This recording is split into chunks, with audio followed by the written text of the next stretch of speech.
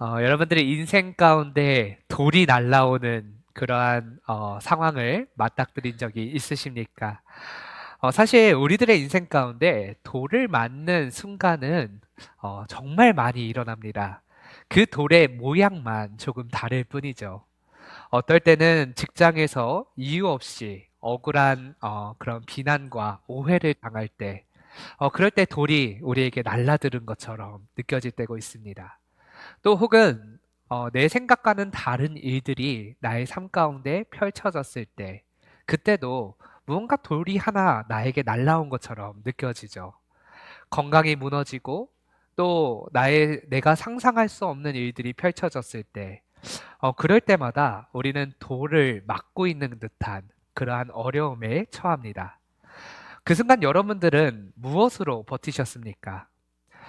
많은 사람들은 인생에 돌이 날라오는 그 시점에 자신의 힘을 의지하다가 넘어질 때가 많습니다. 목사의 삶도 마찬가지더라고요. 어, 목회 중에 스데반처럼 외롭고 억울한 자리에 서볼 때가 종종 있습니다. 가까웠던 동역자에게 오해를 받을 때도 있고요. 믿고 맡겼던 이가 정말 나를 뒤에서 비난하고 있을 때 정말 마음이 무너지는 것 같았어요. 어떻게 할 바를 몰라 힘들어가게 되는 상황이 돌을 마주하고 있을 때의 상황입니다. 이럴 때 우리의 힘은 어디에서 오는지, 그것을 오늘 본문 말씀을 통하여서 함께 살펴보고자 하는데요. 오늘 본문에는 이 스데반이라고 하는 사람이 나타납니다. 이 성경 속에 스데반이 처음 등장한 때는 우리 사도행전 6장을 보시면 6장 1절 위에 일곱 일꾼을 택하다라고 하는 말이 나옵니다. 이때 스데반이라고 하는 이름이 처음 우리 가운데 등장합니다. 우리 스데반은 이 일곱 집사 중에 한 사람으로서 아마도 헬라인이었을 가능성이 높습니다. 이방인으로서 예수님을 믿고 일곱 집사의 직분을 받게 된 이 스데반. 우리가 알고 있는 스데반의 정보는 이 정도입니다. 그러나 이 스데반은 7장 1절부터 오늘 본문에 이르기까지 정말 긴 하나님의 말씀을 설교하면서 결국 순교자의 자리에 있게 됩니다. 스데반은 초대교회 역사상 가장 처음 순교한 순교자였어요. 그리고 우리가 알고 있는 사전 지식과 같이 집사 직분을 받은 자였습니다. 그는 어떻게 보면 교회 역사상 위대한 직분을 받은 자도 아니었어요. 사도로 정식으로 임명된 자도 아니었고 12제자의 수에 들어간 자도 아니었습니다. 일반적인 집사의 직분을 받은 자였지만 말씀을 전하다가 순교를 하였다라는 것은 굉장히 큰 우리에게 도전을 주는 부분입니다. 이렇게 집사의 직분 받은 스데반은 복음을 전합니다. 그런데 이 복음을 전할 때에 그 복음의 내용도 참으로 놀랍지만 이 복음을 들은 사람들의 반응 또한 놀랍습니다. 54절에 보면요. 그들이 이 말을 듣고 마음에 찔려 그를 향하여 이를 갈거늘이라고 이 말씀을 들은 자들의 반응이 나타납니다. 여러분 말씀을 들으면요. 우리 가운데 나타나는 반응은 54절의 마음과 다를 바가 없습니다. 믿는 자나 믿지 않는 자나 말씀을 받게 되면요. 말씀 때문에 우리는 마음에 찔림이 있습니다. 이건 믿는 자나 믿지 않는 자 둘 다 해당되는 내용이에요. 하지만 믿는 자와 믿지 않는 자, 이들의 차이는 어디에서 발생하느냐? 이를 가느냐 갈지 않느냐에서 나타납니다. 여러분 제가 말씀을 전할 때, 자 농담 하나 던질게요.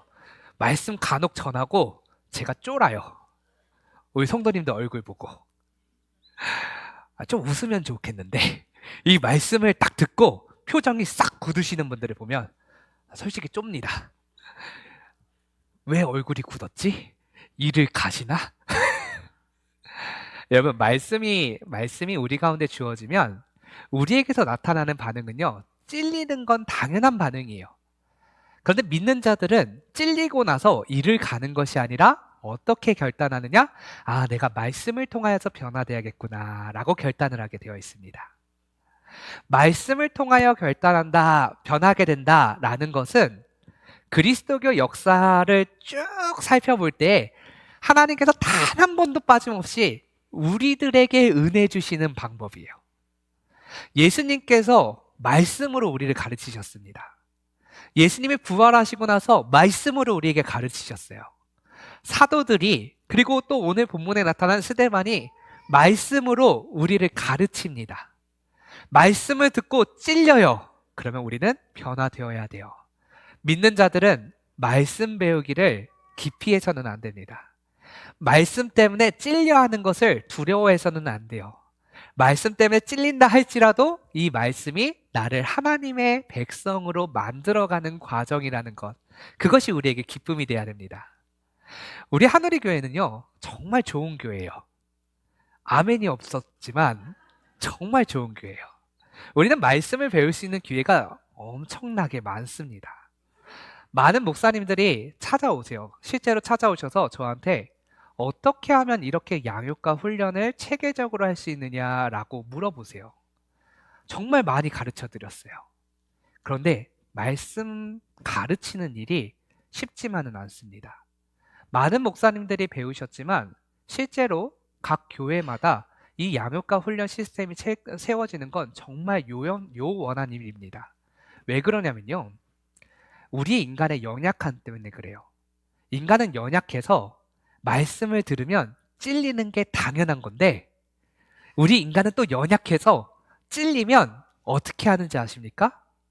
부정하고 도망치고 회피해버려요. 자기를 방어하기 위해서 말씀에서부터 자꾸만 멀어지려고 해요. 그게 우리 인간들의 모습이에요. 양육과 훈련 시스템을 만들어 놓고 제가 예전에 광고를 한 적이 있었습니다. 우리 양육과정 가운데 들어오십시오. 이 학교에 들어오셔서 배우셔야 됩니다. 그런데 안 배우시면 저는 좋습니다. 이런 말씀을 드린 적이 있어요. 농담 삼아 한 말이지만 사실이에요. 여러분, 저항하는 사람이 힘들까요? 그 저항하는 것을 깨부수는 사람이 힘들까요? 저항하는 걸 깨부수는 건 엄청난 에너지가 들어갑니다. 그래서 양육을 할 때마다, 훈련을 할 때마다 참 힘들어요. 에너지가 많이 들어가요. 그럼에도 불구하고 이것을 하는 이유는 여러분, 말씀으로 변화되어야 하는 게 그리스도인이기 때문이에요. 말씀으로 변화되는 것을 기피하는 자들의 모습이 오늘 본문에 나타나죠? 어떻게 반응한다고요? 이를 간다고요. 여러분, 이를 가는 인생이 되지 않기를 간절히 바랍니다. 이를 가는 사람들이 어떻게 행동합니까? 우리 그 다음 절을 볼까요? 55절과 56절을 보면 스데반이 성령 충만한 모습이 나타나요. 이를 가는데, 이를 갈고 있는데 그와 대조적인 모습이 나타납니다. 스데반이 성령 충만한 모습이 나타나요. 그리고 나서 이 성령 충만한 스데반을 이를 가는 사람들이 끌고 가버리죠. 자, 그런데 여기서 성경은 일부러 이를 가는 사람들, 말씀과 다르게 말씀을 듣지 않고자 하는 사람들, 말씀으로 변화되기를 거부하는 사람들과 대조적으로 스데반의 모습을 갑자기 카메라를 돌리듯이 돌려서 보여주고 있어요. 자, 스데반은 성령 충만하였다라고 하는 말부터 시작돼요. 자, 성령 충만한 사람은 말씀을 배우고 말씀대로 살기를 결단하는 사람들이에요. 성령 충만하지 않은 사람들은 말씀을 들었으나 말씀대로 살지 않겠다, 이를 가는 사람들이에요. 그런데 그 성령 충만한 사람은 또 어떤 모습을 보여주느냐? 스데반이 성령 충만하여서 무엇을 보았다라고 하죠? 하늘을 주목하여 보았다라고 나옵니다. 여러분, 성령 충만한 사람들은 무엇을 보느냐? 하늘을 주목하여 보는 사람이에요. 하늘을 보았더니 하늘에 뭐가 있습니까? 하나님 우편에 예수님이 계시는데, 예수님이 앉아 있어요, 서 있어요? 여기에 왜 앉아 있다라는 말이 딱 튀어나오는지 아십니까? 우리는 하나님 우편에 예수님이 앉아 있다라고 생각하죠. 성경도 히브리서 1장에서는 분명히 시편 110편에서도 마찬가지입니다.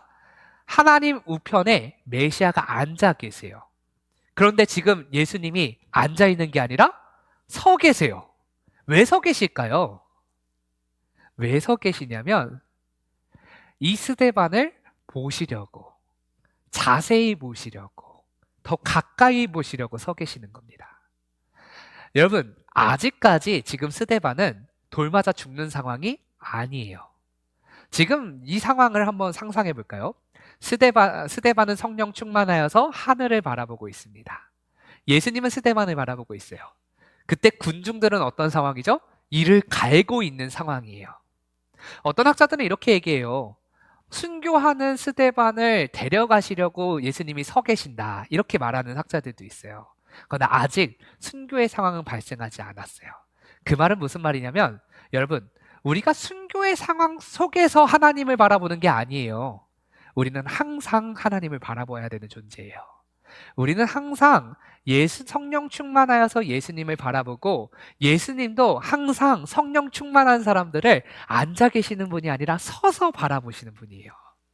이 자리 가운데 성령 충만하신 분이 있다면 예수님께서 지금 서서 여러분들을, 아니 나를 주목하여 보고 계십니다.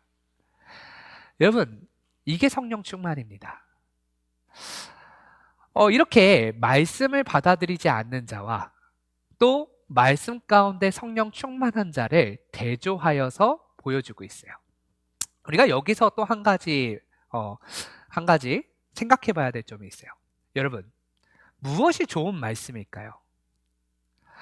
우리는 보통 이렇게 생각합니다. 우리 목사님 설교 잘해.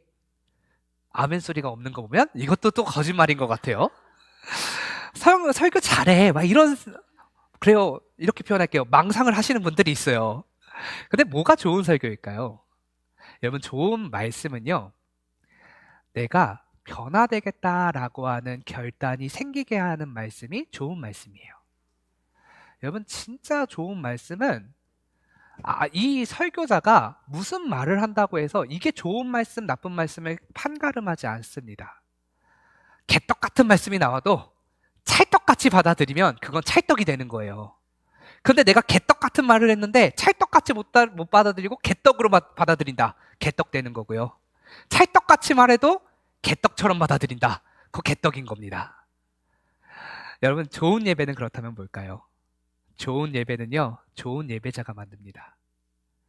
여러분, 말씀이 주어질 때에 말씀을 아멘으로 화답한다라는 것은 여러분들에게 좋은 거예요.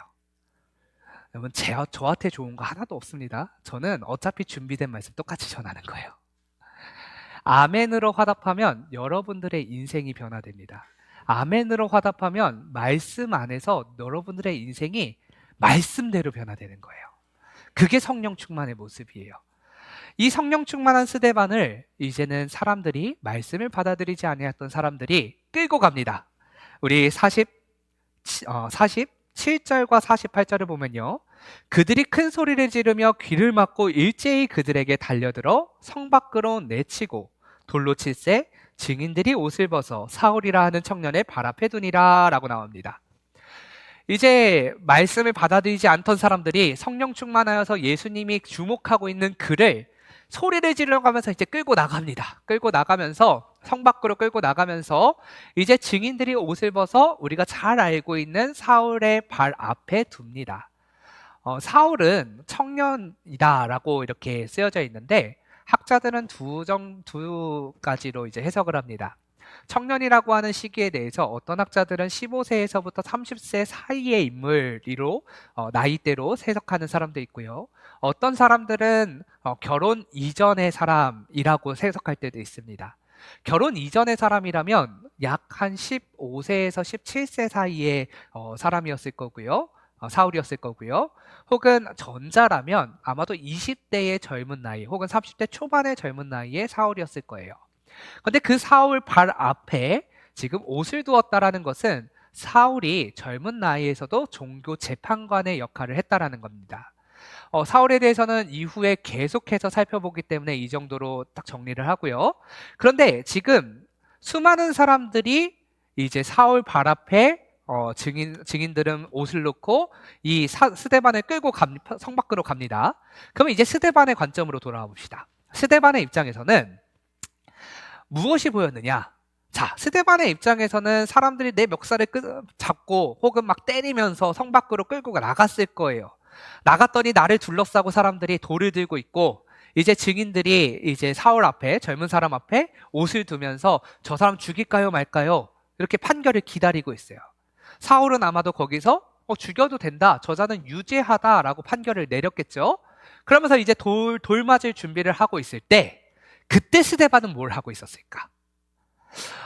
제가 예전에 그 몽골로 단기 선교를 간 적이 있습니다. 몽골로 단기 선교를 갔는데 이제 가장 싼 비행기표를 이제 선택하면서 이제 저녁역에 도착을 했어요. 그래서 울란바토르에서 이제 우리가 선교해야 되는 선교 지역까지 기차를 타고 이제 내륙으로 이제 가야만 합니다. 대륙 횡단철도와 같은 그런 철도였어요. 이제 한 조그만 방에 침대가 4칸이 있었습니다. 여러분들 뭐 옛날 생각하시면 구소련 시대에 사용하던 그 기차를 생각하시면 돼요. 그 침대 4칸에 이제 한쪽 면에 저랑 한 청년이 이제 자고 있고, 이제 반대쪽은 영국 사람들이 이제 여행을 와가지고 거기에 쓰셨어요. 그래서 저는 2층 침대에 누워 있고 1층 침대에 이제 청년이 누워서 이 대륙 그 횡단철도를 타고 내륙으로 밤새도록 갔어요. 한 새벽 5시 반쯤인가에 도착을 했는데 약 한 7시간 정도 기차를 타고 가는 길이었습니다. 제가 누워가지고 이제 옆에 영국 사람들이 있어가지고 되지도 않는 영어 갖다가 막 농담 따먹기도 하면서 이렇게 얘기를 하고 있는데, 얘기를 하다가 이제 누워가지고 이제 졸려가지고 자야겠다 하면서 자기 전에 이제 핸드폰으로 책을 좀 읽고 있었어요. 그런데 밑에 누워있던 청년이 목사님 밖에 한번 보세요 그러는 거예요. 근데 밖에 보니까 이 작은 창문 안에 제가 봤던 시선의 끝에서부터 끝까지 모든 밤하늘이 까매야 되는데 하얀 겁니다. 번개가 수백 개가 동시에 내려치는데 그게 몇 시간 동안 쉬지 않고 내려쳐요. 나중에 선교사님한테 여쭤보니까 번개가 치는 그게 뭐 몇 킬로미터 밖에, 몇 킬로미터 안에 치는 게 아니라 수십 킬로미터, 수백 킬로미터 밖에서 치는 번개도 내 시선 안에는 그게 하나의 번개처럼 보여지는 거예요. 그래서 몇 시간 동안 번개가 치니까 정말 밤하늘이, 하얀 밤하늘을 밤새도록 봤습니다. 제가 그걸 보다가 정신을 차리고 보니까 옆에 있었던 그 영국 사람들이 내리고 몽골 사람들이 타고 있더라고요. 정말 너무 황홀하고 너무 놀라워서 제가 그걸 보면서 막 찬양이 터져 나오더라고요. 이거 주님이 정말 지으신 세계구나. 주님이 만드시지 않았다면 어떻게 이런 광경이 나타날까?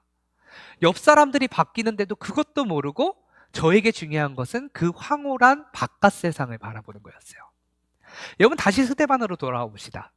스데반에게 있어서 2가지 장면이 주어졌습니다. 하나는 나를 향하여서 돌을 들고 있는 군중들의 모습이었어요. 다른 한 광경은 무엇이냐? 하늘 보자 우편에 앉아 계신 이가 서서 나를 주목하고 있는 모습.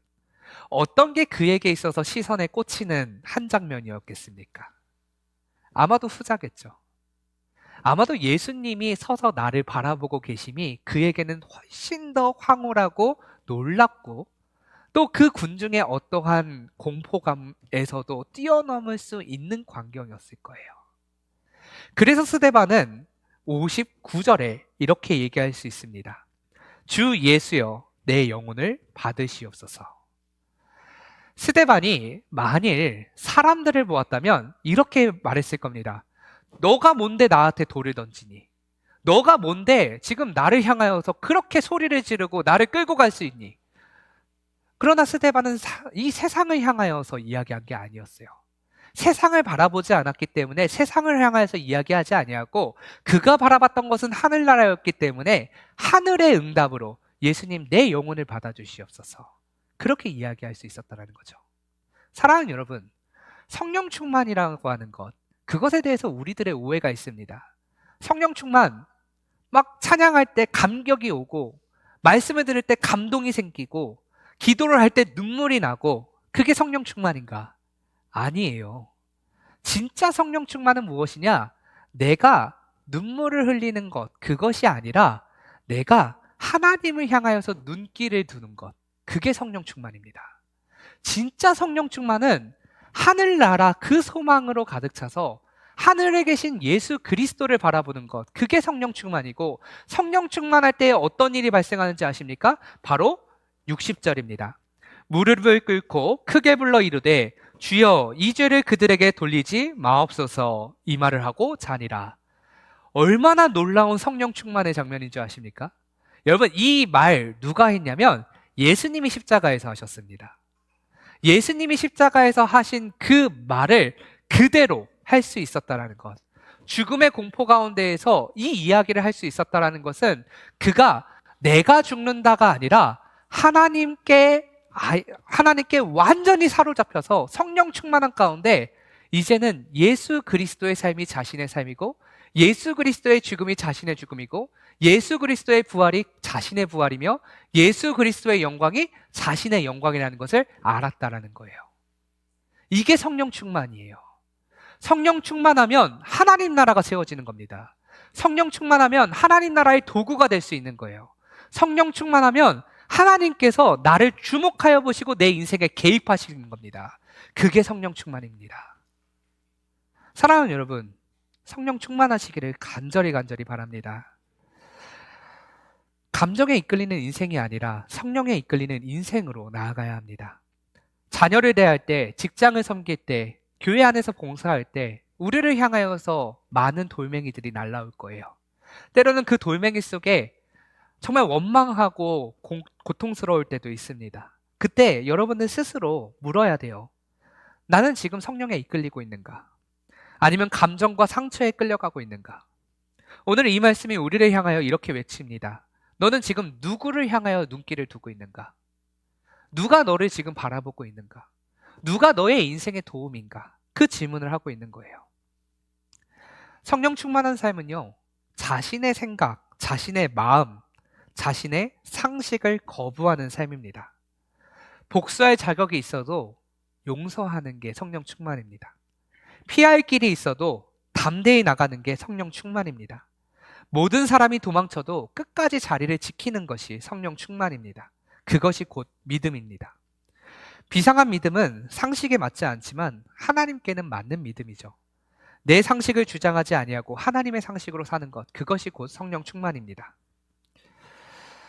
오늘 우리는 때로는 안전한 신앙, 무난한 예배, 편안한 기독교인이 되려고 합니다. 그러나 그 모습은 환상입니다. 하나님은 우리 인생 가운데 고난과 고통이 없다라고 이야기하신 적이 없어요. 믿는 순간 가운데 우리는 여전히 돌멩이를 마주하고 살아가는 인생입니다. 그런데 돌멩이를 바라보시겠습니까? 그것이 아니라 돌멩이를 넘어서 하늘을 바라보시면 예수님께서 여러분들을 지켜보고 계십니다. 우리 예수님의 모습도 한번 볼까요? 우리 예수님께서는 성령으로 잉태되셨습니다. 성령의 능력으로 복음을 전파하셨습니다. 성령으로 죽음을 이기셨습니다. 그분을 따르는 제자라면 당연히 성령 안에서 살아가야 됩니다. 오늘 말씀의 스데반과 같이 어떠한 인생의 돌이 우리를 향하여서 날라온다 할지라도 성령 안에서 살아가는 것, 그것이 예수님을 따르는 자들이 살아가야 되는 길이라는 것이죠. 성령 충만은 선택이 아닙니다. 예수를 따르는 우리들에게 당연하게 나타나고 필연적으로 나타나는 삶의 모습이에요. 이 자리 가운데 예수를 안 믿는 사람 계세요? 한 분도 안 계실 겁니다. 예수를 믿는다면 여러분들 성령 충만한 삶을 살아가시기를 바랍니다. 바로 하늘을 바라보는 거예요. 예수 그리스도께서 여러분들의 인생 가운데 어떻게 역사하실지를 기대하는 겁니다. 그 어떠한 상황을 뛰어넘는 역전의 상황을 만들어주시는 우리 예수 그리스도, 그분을 믿는 것입니다. 예수 그리스도께 우리의 시선을 두는 성령 충만한 인생 다 되시기를 간절히 축원합니다. 이로써 예수 그리스도의 온전한 제자가 되어 생명을 살리고 영혼을 세우는 우리 하늘의 교회 모든 성도님들 되시기를 간절히 축복합니다. 기도하겠습니다.